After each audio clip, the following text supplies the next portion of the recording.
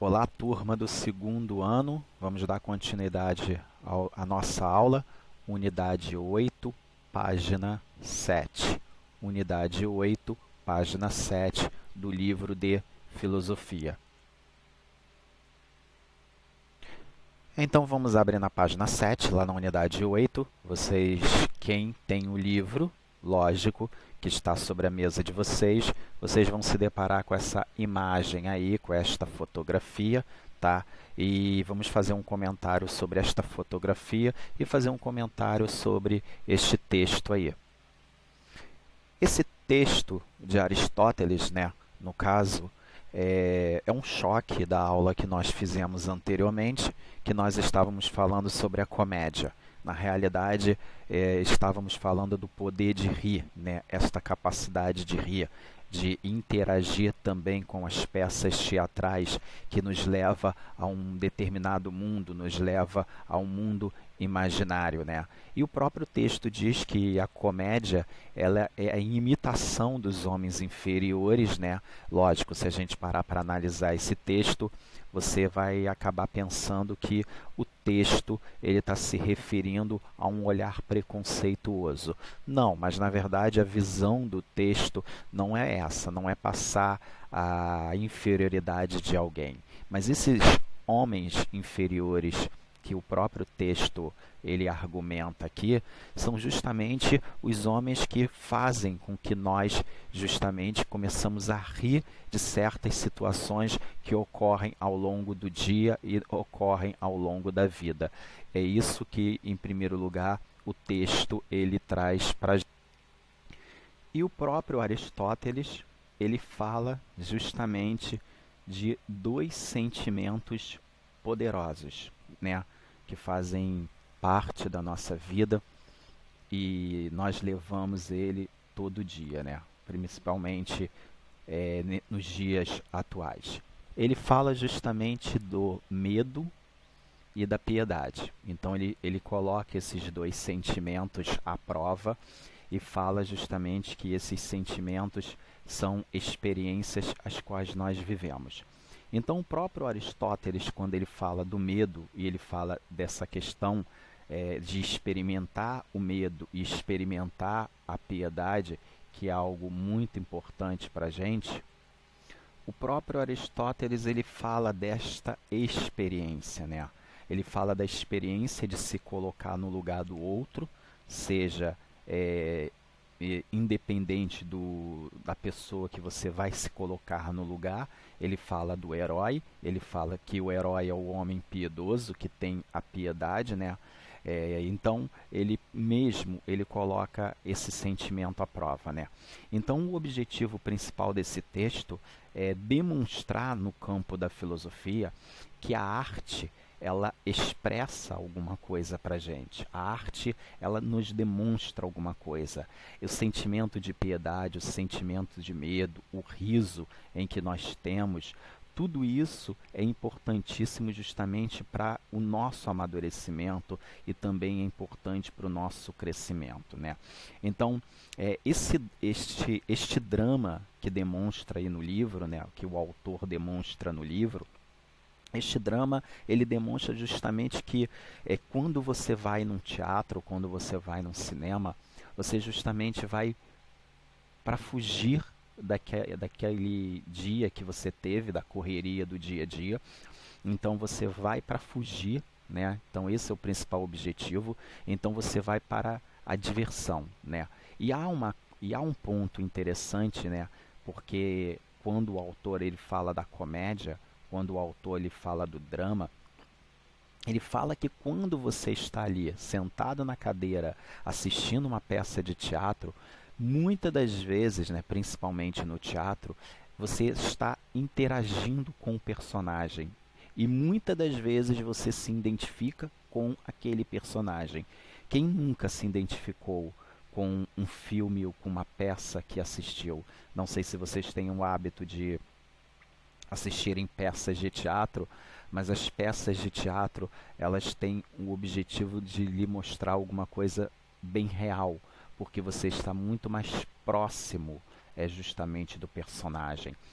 É óbvio e evidente que no cinema você tem os efeitos especiais, que muitas das vezes num teatro você não tem, mas você está interagindo, há uma interação entre os autores ali, né, e entre você que está sentado. Na realidade, o objetivo principal, dependendo do teatro, é passar para você esse sentimento. Então, o próprio Aristóteles, ele vai falar deste sentimento, né? Que como este sentimento, ele faz parte da sua vida, ele faz parte do seu cotidiano. Como é que isso vai demonstrar para você? Por isso que o próprio Aristóteles, ele vai argumentar e vai falar destes dois justamente sentimentos que nós temos ali, o medo e a piedade ao mesmo tempo. Logo na parte de baixo do texto, né, nós falamos um pouquinho de mito. E, na verdade, nós já trabalhamos com os mitos, né? Nós abordamos já esse assunto, esse tema. E o mais interessante possível nesta colocação é o seguinte: o próprio autor do texto ele vai dizer que os mitos eles apenas dão respostas ali às dúvidas às quais nós temos. Então nós temos dúvida de alguma coisa, então o mito, né, e os mitos eles lhe dão esta grande resposta. Na verdade, o mito ele faz parte da nossa sociedade, ele faz parte do nosso dia a dia. Muitas das vezes o mito ele pode não ser real, ele pode ser imaginário, mas independente se ele é imaginário ou não, ele faz parte justamente da sua vida, né? E o medo, na verdade, o medo ele é para despertar as pessoas, porque o próprio autor no texto ele vai falar que esse medo ele é como se fosse um aviso para você.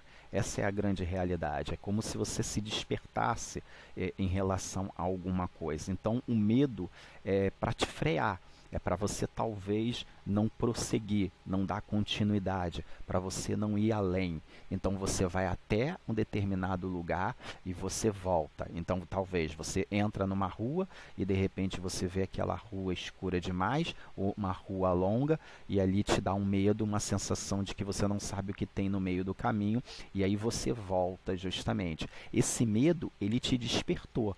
Tudo bem, a curiosidade pode fazer com que você caminhe adiante, mas o medo ele te freou. É como se o medo segurasse na sua mão e falasse não vai. É óbvio, evidente que a gente ainda pode trabalhar com a questão do medo, a gente ainda pode falar muito sobre o medo, porque nós temos que controlar o medo, não podemos ser refém deles, mas na verdade nós temos que saber que ele vai chegar ali num determinado momento e vai frear você.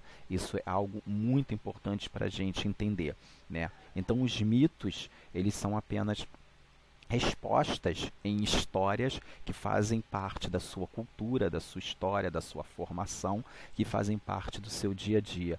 E o medo, justamente, ele vai frear você numa determinada situação. Logo na parte de baixo, nós vamos ver que se o autor do texto ele fala que os gregos eles consideravam a existência de 9 musas. Essas musas, né, justamente essas divindades, filhas de Zeus, elas tinham um objetivo. Elas cantavam para representar a arte. Então, a beleza do canto dessas musas representava justamente o que? Ela representava a arte, ela representava a música, né? Na verdade, se a gente estudar um pouquinho a história da música e a história da dança, né? Na antiguidade, no passado, né? As danças e as músicas elas eram oferecidas aos deuses, né? Então se dançavam-se para os deuses, se cantavam-se para os deuses, né? Para que os deuses se alegrassem com as nossas danças e os deuses se alegrassem com as nossas músicas. Então assim, a dança, se a gente estudar o contexto da dança, né? O objetivo das danças era esse, né? era dançar justamente em momento de festividade, no momento de oferenda às divindades dos deuses. A relação das músicas e dos deuses é uma relação do passado, né? Então as musas, essas divindades, filhas de Zeus, elas tinham justamente o compromisso, né? Essas 9 musas, elas tinham o compromisso justamente de alegrar os deuses olímpicos, né?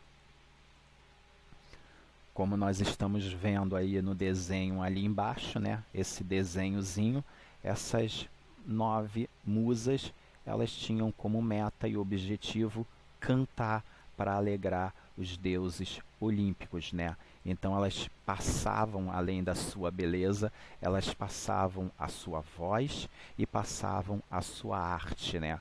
A arte que vem em forma de dança e a arte, muitas vezes, que vem em forma de canção.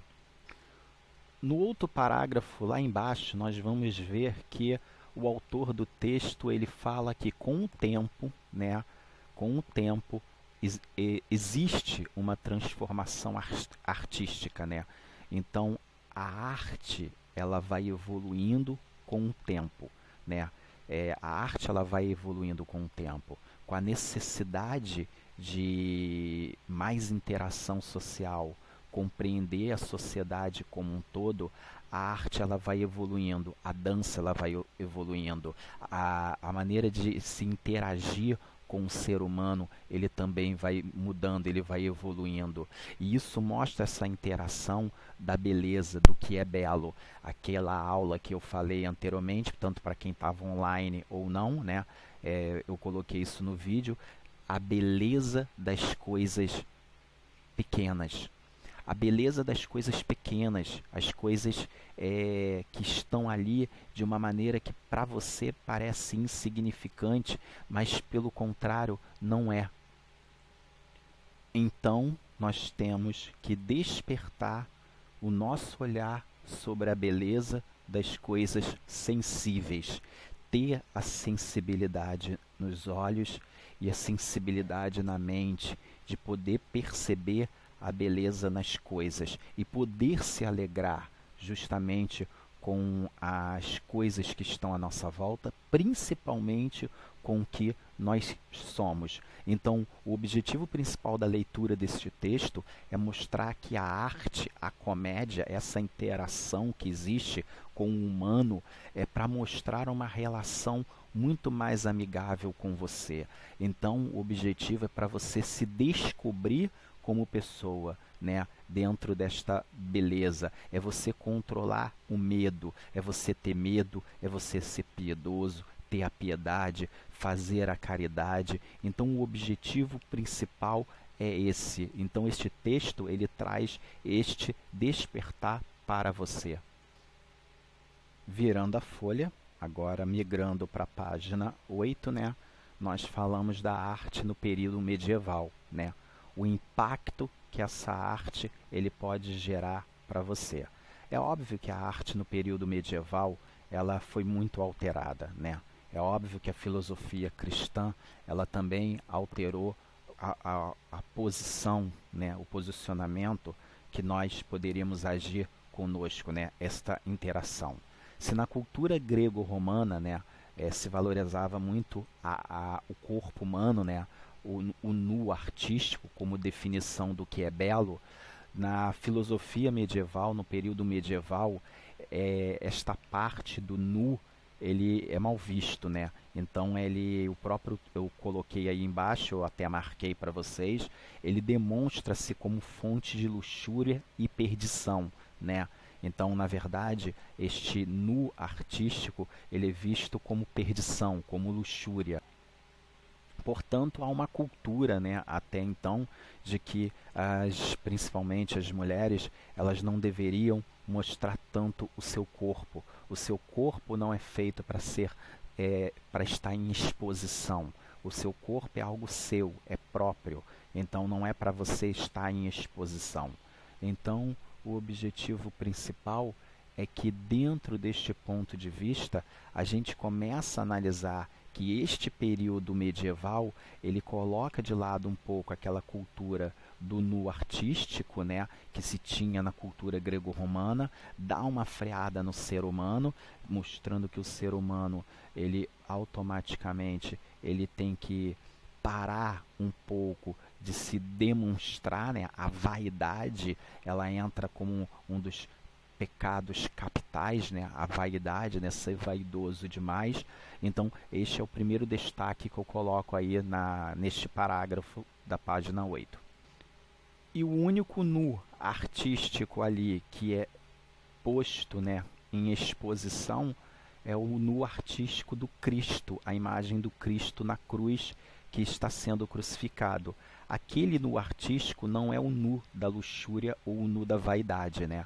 Aquele nu é o nu de alguém que é mártire, né, sofrendo como cordeiro, morrendo justamente para assumir os nossos pecados no madeireiro da cruz. Então aquele nu artístico não é um nu da vaidade, mas é um nu em que os seres humanos ali naquele momento, né, sentenciaram o Filho de Deus à morte, ao contrário da exposição das pessoas que se expõem justamente a imagens eróticas que no período medieval era visto justamente até como pecado naquele período. Mas nós não podemos dizer que foi sempre assim, né? Pelo contrário, o período medieval ele demonstra uma mudança muito grande na literatura, né? A literatura, a música gregoriana, né? Então, assim, o período da arquitetura, né, com as igrejas góticas, né, que foram construídas justamente num olhar francês, né? Os franceses criaram a escultura gótica com uma demonstração totalmente diferente ali, com uma arquitetura totalmente diferente, né?